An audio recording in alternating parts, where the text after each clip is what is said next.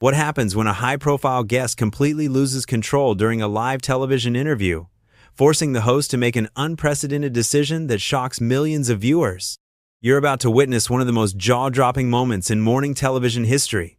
Make sure to subscribe and drop a comment below because this story will leave you speechless. Michael Strahan had been hosting Good Morning America for years, and he thought he had seen it all. Difficult guests, awkward moments, technical difficulties, you name it. But nothing could have prepared him for what was about to unfold on this particular morning. The show's producers had been thrilled to book Meghan Markle for an exclusive interview segment. It was supposed to be a routine promotional appearance, the kind that fills time slots and generates social media buzz. As Michael reviewed his notes in the makeup chair, everything seemed normal. The usual pre-show energy buzzed through the studio as crew members adjusted lighting and tested microphones. Meghan had arrived on time, went through hair and makeup without incident, and even exchanged pleasantries with several staff members. Her publicist had provided the standard list of approved topics. Nothing seemed off-limits or particularly controversial. 5 minutes to air, called out the floor director, and Michael made his way to the interview area. The set was arranged with 2 comfortable chairs positioned at a slight angle, allowing for natural conversation while keeping both guests visible to the cameras.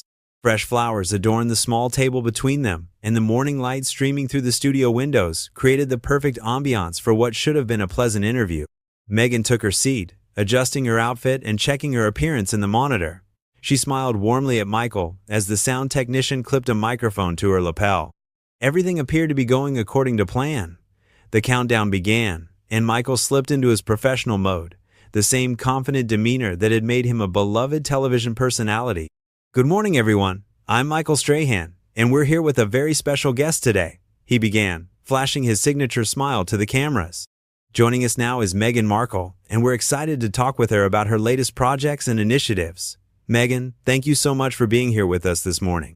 "Thank you for having me, Michael," Meghan responded, her voice carrying that familiar, polished tone that viewers had come to know. "I'm delighted to be here." The first few minutes proceeded exactly as planned. Michael asked about her recent charitable work, her upcoming projects, and her thoughts on various social issues. Meghan's responses were articulate and measured, hitting all the expected talking points. The interview was flowing smoothly, and everyone in the studio felt relaxed. The producers behind the cameras nodded approvingly, pleased that everything was going according to script. But then, something shifted. Michael, following his prepared questions, asked what seemed like an innocuous follow-up about her experience working with different media outlets and how she approaches various interviews differently. "Well, Michael," Meghan began, her tone suddenly taking on a sharper edge, "I think it's important to acknowledge that not all interviews are created equal, and frankly, not all interviewers are capable of handling certain conversations with the nuance they require." Michael's eyebrows raised slightly, but he maintained his professional composure. This wasn't entirely unexpected. Many guests made subtle critiques of media coverage during interviews. He decided to probe a bit further, thinking this might lead to an interesting discussion about media literacy. "That's an interesting perspective, Meghan. Can you elaborate on what you mean by that? What makes for a more effective interview dynamic in your experience?" Instead of the thoughtful response Michael was expecting, Meghan's expression hardened noticeably. She leaned forward in her chair, her voice dropping to a more serious register that immediately changed the atmosphere in the studio. "What I mean, Michael, is that there are interviewers who understand complex issues, and then there are those who are better suited for, shall we say, less demanding content. Sports commentary, for instance, requires a very different skill set than discussing matters of real social importance." The comment hung in the air for a moment, and Michael felt the energy in the room shift dramatically.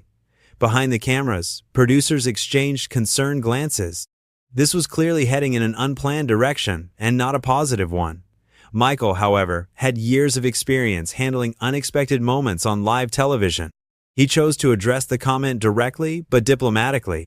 "I appreciate that perspective, Meghan, though I'd say that many of us in broadcasting have had the opportunity to cover a wide range of topics throughout our careers. The beauty of this format is that we get to explore different subjects and learn from our guests' expertise." But instead of backing down or redirecting the conversation, Meghan doubled down on her criticism, her voice becoming more pointed and aggressive.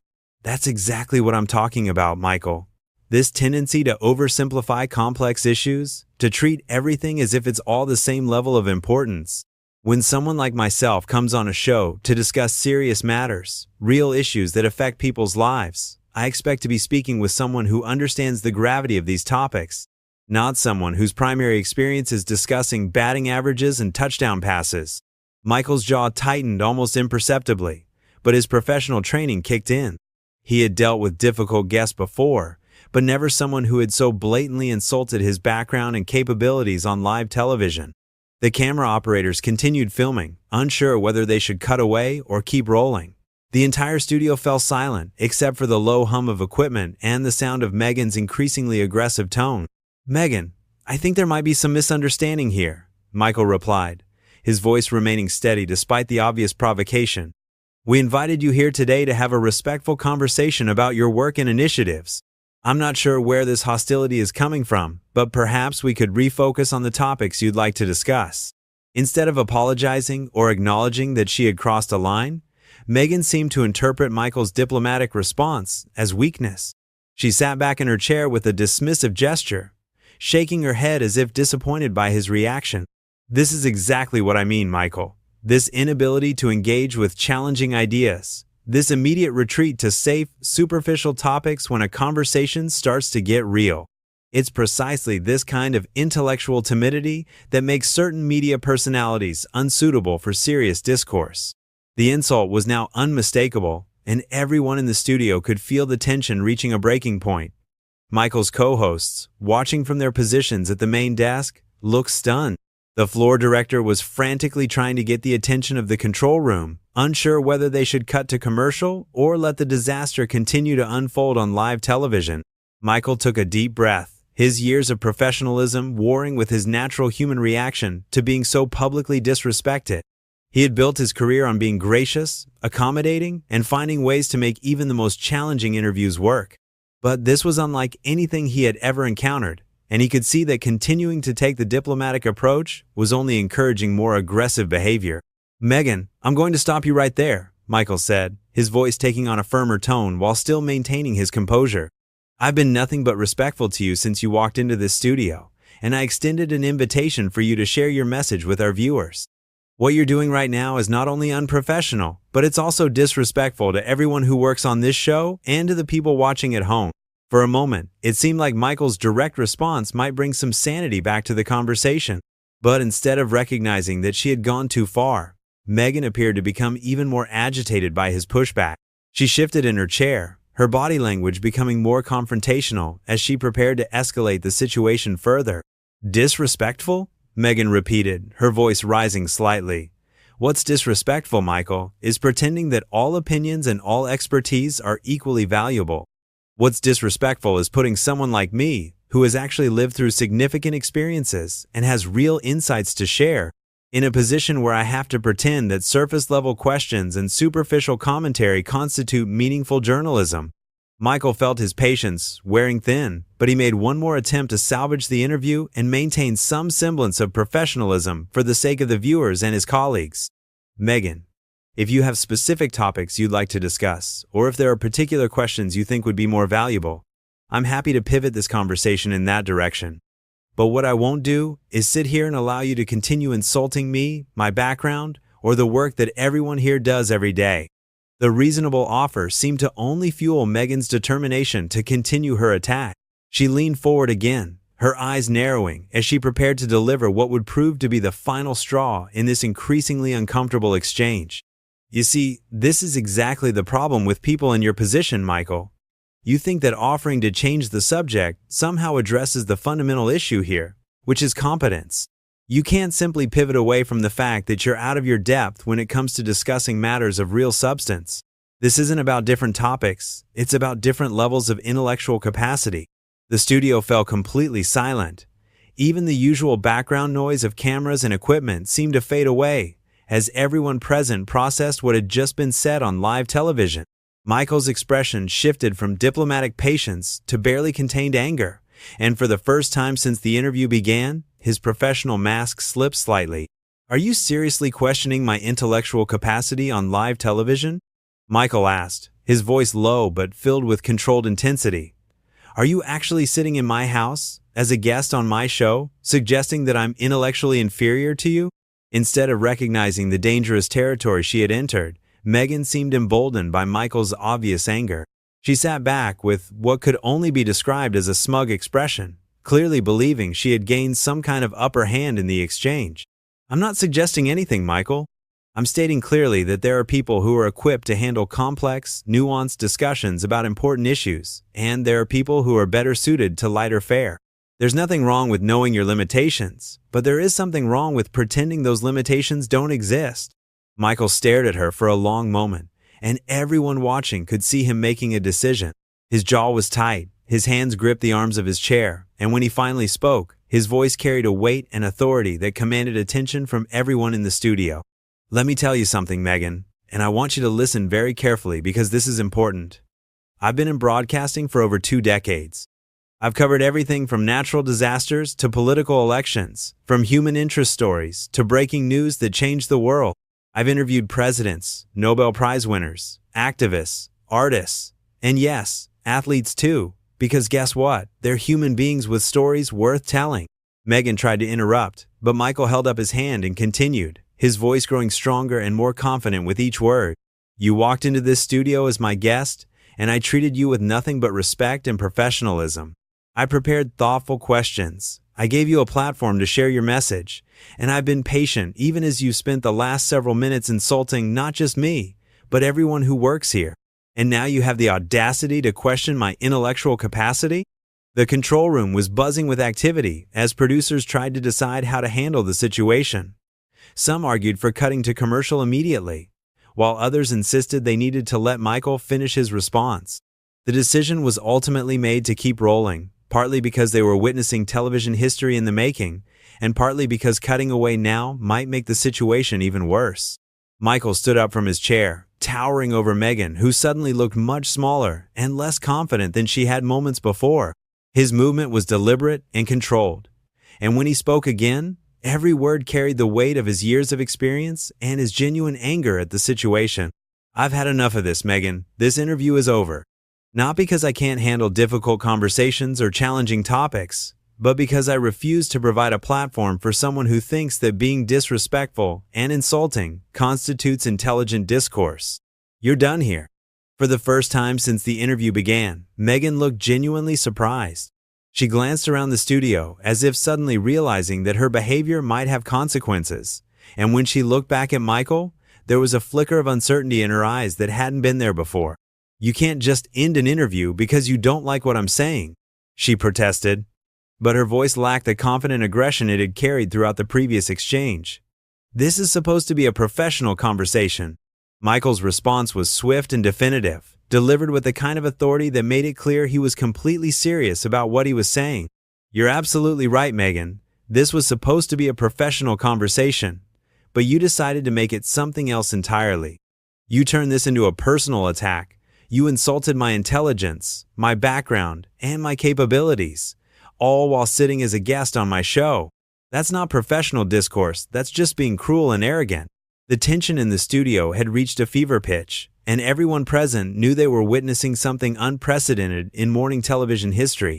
Meghan's composure finally began to crack as the reality of the situation set in. She looked around the studio, perhaps hoping to find support from the crew or producers, but every face she encountered reflected the same mixture of shock and disapproval.